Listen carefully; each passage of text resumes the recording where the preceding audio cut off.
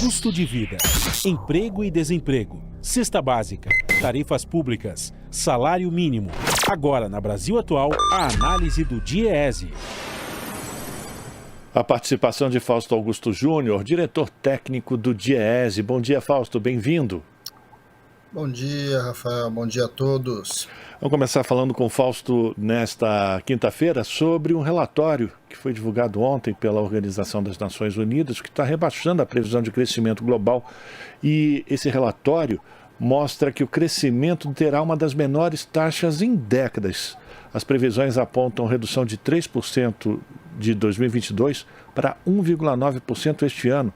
A inflação global estará em torno de 6,5%. Nesse estudo, a ONU apela ainda aos governos que evitem a austeridade fiscal. O documento incentiva ainda a reestruturação e redução do peso da dívida de economias em desenvolvimento. Como é que você avalia esse relatório, esse estudo produzido pela ONU? Ele é preocupante? Como é que isso impacta a vida de todos nós aqui no Brasil, Fausto? Bem, Rafael, de alguma forma o relatório vai de encontro ao que o Banco Mundial e o próprio FMI já tinha tratado em relação à queda aí do crescimento global. E aí a queda do crescimento global está diretamente vinculado, de um lado, à própria guerra da Ucrânia, né? E a guerra da Ucrânia tem trazido questões energéticas, principalmente para a Europa, tem impactado o preço, principalmente o preço aí de combustíveis, tudo vinculado aí à questão do gás, e de alguma forma também interfere nas cadeias de fornecimento. A gente está vendo os problemas na China, em especial de duas ordens, né? De um lado ainda a questão da Covid, de outro a questão da própria reorganização que a China vem promovendo aí no seu processo de verticalização da economia, e a gente também está assistindo os problemas aí inflacionários nos Estados Unidos, que levou o Banco Central a aumentar a taxa de juros. Só que há um aumento da taxa de juros nos Estados Unidos, na verdade, levou um conjunto aí, de medidas vinculadas à elevação das taxas de juros no mundo e em relação ao próprio Brasil.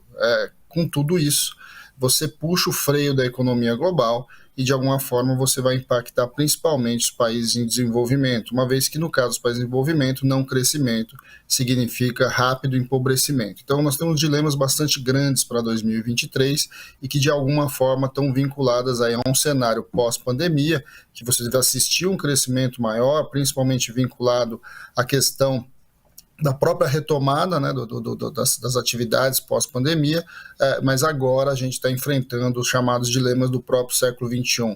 E aí o maior deles, não há a maior dúvida, que é a questão da guerra da Ucrânia. Por outro lado, a gente tem mudanças importantes, em especial aqui na América Latina e na posição do Brasil, que de alguma forma pode e deve sinalizar alterações bastante importantes. Vamos lembrar que esse relatório sai em janeiro e os movimentos aí econômicos ao longo de 2023 ainda estão somente começando.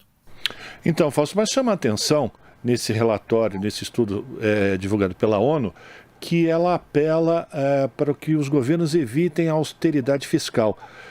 Austeridade fiscal, a vaca sagrada dos neoliberais, como é que isso também vai ser absorvido pelas grandes economias do mundo, quando diz que a austeridade fiscal não é tão importante assim e que também não é possível a gente dar o peso da dívida uma importância maior do que ela realmente possui no impacto na vida dos mais pobres?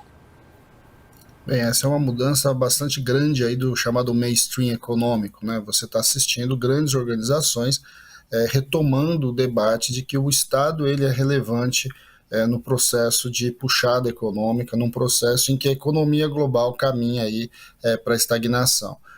Isso é importante porque isso, de alguma forma, é algo que a gente vem falando há algumas décadas, em que esse consenso neoliberal, chamado antigo consenso de Washington, ele já não para em pé. E não para em pé porque, de um lado, o custo social dele é muito alto, e de outro, porque, de fato, ele vem puxando, né, a economia como um todo do mundo para uma taxa de crescimento muito menor.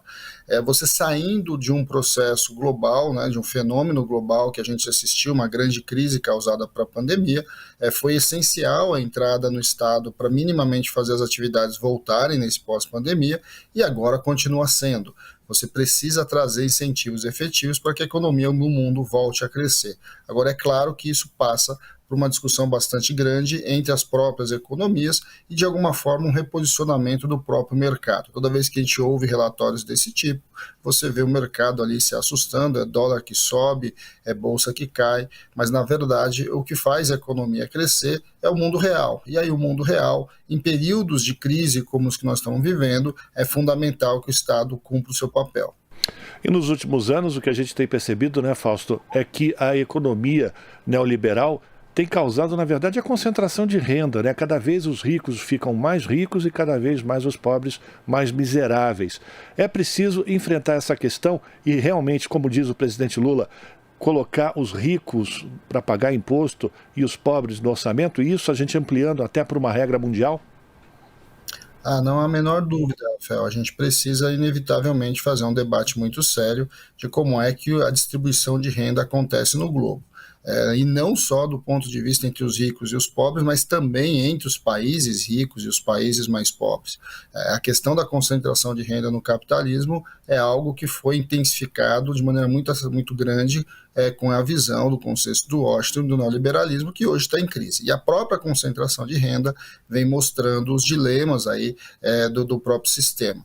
O que a gente está assistindo, por exemplo, na Americanas agora, o desafio que tem agora nessa discussão aí do chamado mercado, em que uma empresa grande, três dos maiores, dos mais ricos do Brasil envolvidos nisso, não é um fenômeno exclusivo aqui do nosso mercado. Ele impacta o mundo e, de alguma forma, a gente já vem assistindo fenômenos desse tipo desde da crise de 2008, que expressou todos os dilemas ali da questão do mercado financiarizado, em que, na verdade, o recurso, né, o dinheiro, o papel, vai sendo rodado muitas vezes sem nenhuma base real, nenhum lastro efetivo.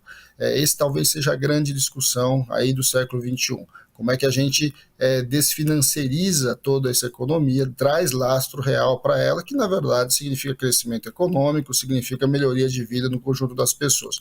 Os ricos precisam deixar um pouco da sua riqueza para o conjunto maior da população, para os mais pobres. A concentração de renda acelerou muito nos últimos 30 anos e ela precisa ser enfrentada, e não é nem por uma discussão socialista, mas por uma discussão capitalista mesmo. O próprio sistema precisa de um mundo um pouco mais igual, um pouco mais distribuído do ponto de vista da sua riqueza, para que ele possa continuar crescendo. Esse talvez seja um dos nossos grandes desafios. E, ao mesmo tempo que isso é um problema, de um lado, ele abre oportunidades para países em desenvolvimento, como o Brasil, porque já vem se fazendo essa discussão agora, em especial a partir da eleição do presidente Lula, e abre possibilidades de que o Brasil cumpra um outro roteiro que não o roteiro que a gente assistiu nos últimos 4 anos, ou mesmo em anos anteriores, em que essa hegemonia neoliberal predominou e, de alguma forma, segurou o nosso próprio desenvolvimento. E aí a gente abre questão também, né, Fausto, diante do que você está dizendo, dessa crise do capitalismo como a gente conhece, essa crise neoliberal. Uma das razões apontadas por economistas diz respeito ao dólar como a moeda internacional das transações comerciais. E a gente começa a perceber movimentos pelo mundo inteiro, da China com seus países ali satélites na Ásia, o Brasil com relação à Argentina e os seus parceiros do Mercosul, da criação de moedas ou uma cesta de moedas que permitam uma troca comercial mais justa, tirando o dólar desse processo. Isso também não vai desembocar numa outra crise ainda maior do capital do império? Bem, nós estamos num processo lento ali de mudanças das polarizações globais, né? Os Estados Unidos já vem há algum tempo perdendo importância, ele ainda é o maior país do mundo, a economia mais forte do mundo, mas isso já vem se pulverizando. Vem se pulverizando pelo aumento, né, da importância da China, a própria zona no euro, depois da sua criação, também ganhou uma importância bastante grande do ponto de vista da relevância econômica global, e a própria reorganização das relações Sul-Sul também ajudaram e vem ajudando muito nesse processo. Tudo isso, de alguma forma, coloca para países como o Brasil dilemas bastante grandes, dilemas que passam, sim, por você reorganizar o próprio comércio e como você vai, de alguma forma, criar novas possibilidades aí por fora do mundo dólar, né? Não é uma discussão simples, né? Nós vamos lembrar que isso é uma discussão que começa lá em Bretton Woods, lá no meio do século XX, e que agora precisa e está em discussão. Não é um processo que se faz de uma hora para outra, né? É um processo que vai se caminhando lentamente. Mas acordos laterais, como a gente está assistindo aí no Mercosul, como já acontece na zona do euro, e agora começa nessa discussão aí entre Rússia, China e etc., vai desembocar inevitavelmente em lógicas de compra e venda, né, de comércios, transitando sobre outras lógicas. É importante lembrar que o fato do Brasil ter um banco central ainda, isso é bastante relevante, ou seja, o Brasil controla a sua política monetária, e isso é bastante significativo. Parece óbvio, né? Óbvio que todos os países têm o seu banco central e têm a sua política monetária, mas a centralização monetária que aconteceu na Europa, por exemplo, e a questão da zona do euro mostra o quanto isso é complexo para países mais pobres, para países com mais dificuldade, como a gente assistiu no caso de Portugal, Espanha, Grécia, e que uma discussão de uma unificação de moedas passaria também por isso. Então, pensar em discussão de moedas é algo bastante complexo, de um lado, mas por outro lado, você estabelecer fluxos de comércio a partir das moedas locais é bastante significativo. Vamos lembrar, o Brasil é o maior país da América Latina, e sim, uma parte das transações você poderia efetivar, em especial em real, mas não só, de alguma forma, buscando um reequilíbrio aí e um reposicionamento em relação ao dólar global. Agora, essa é uma discussão que ainda está bastante incipiente. De alguma forma, o mais importante para nós é avançar nas relações do chamado Sul-Sul, o Brasil modificar a sua relação com o mundo, que basicamente foi desconstruída aí no governo Bolsonaro, ser inserido como ator global substantivo e, de alguma forma, retomar o seu papel nas cadeias globais de fornecimento. O Brasil tem um papel bastante grande e tem possibilidades bastante significativas, em especial aí, a partir da chamada economia do século XXI, que tem a ver ali com uma economia mais ambientalmente sustentável, com uma questão ali do baixo carbono, e que pode, de alguma forma, reposicionar o Brasil e colocar e abrir novas possibilidades para o nosso país. De alguma forma, nós precisamos sair da ideia do Brasil país do futuro, e esse futuro precisa chegar muito rapidamente para o conjunto da sua população, que empobreceu bastante aí nos últimos 6 anos. Para a gente terminar, Fausto, uma avaliação tua dessa movimentação do governo uruguaio de tentar fazer um acordo bilateral exclusivo com a China, né? Deixando o Mercosul de lado, e como isso preocupa as economias aqui de todos os países da América do Sul. O presidente Lula, inclusive, fez questão de ir a Montevidéu para conversar com o presidente Lacalle Pou, que, vamos lembrar, ele é um neoliberal, é um homem de centro-direita, para tentar evitar essa entrada do Uruguai e isso, de certa maneira, desestabilizar todo o mercado comum do Sul, né, o Mercosul. A importância do Mercosul ser, de novo, colocado como uma prioridade para a gente formar um bloco que possibilite a negociação em outro patamar com outros parceiros, como a União Europeia e a própria China. A América Latina tem problemas históricos, né, que estão vinculados à sua colonização, ao seu passado, tanto de um lado colonial quanto escravagista. É uma economia que está sempre atrasada, né? Ou seja, nós vivemos o chamado capitalismo tardio e a desindustrialização acelerada. Então, essas questões são dilemas bastante grandes da América Latina, que não dá para ser resolvida de maneira individual.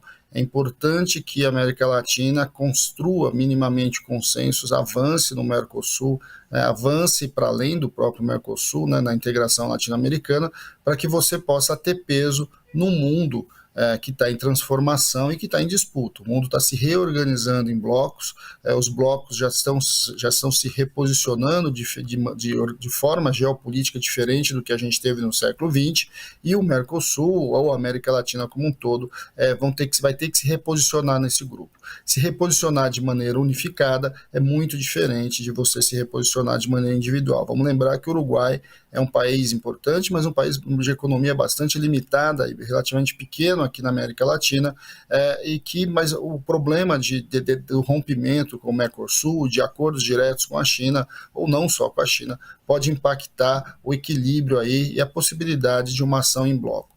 repensar isso é bastante significativo. Agora, é claro que tem a questão do posicionamento econômico, político da presidência ali do Uruguai, mas vamos lembrar que o Brasil também nos últimos 4 anos abandonou o Mercosul e que de alguma forma nós vamos pagar os dilemas de tudo isso. A recostura do Mercosul, que se inicia com a visita do presidente Lula à Argentina, ao Uruguai, tem a ver também com uma desmontagem ou uma não efetivação do Mercosul no governo Bolsonaro. Então tem um processo geopolítico aqui da região a ser recosturado e que é uma tarefa desse governo. É uma tarefa do governo Lula, não só por conta da importância do Mercosul para o Brasil, mas também da importância da rearticulação da América Latina para o seu enfrentamento aí nas disputas comerciais e geopolíticas que vão acontecer ao longo desse século.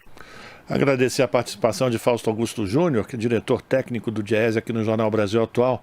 Fausto, obrigado, boa quinta-feira para você, a gente continua em contato. Eu que agradeço, Rafael, bom dia a todos, bom final de semana aí para o conjunto da população e para aqueles que nos ouvem. Um abraço, conversamos com Fausto Augusto Júnior aqui no Jornal Brasil Atual.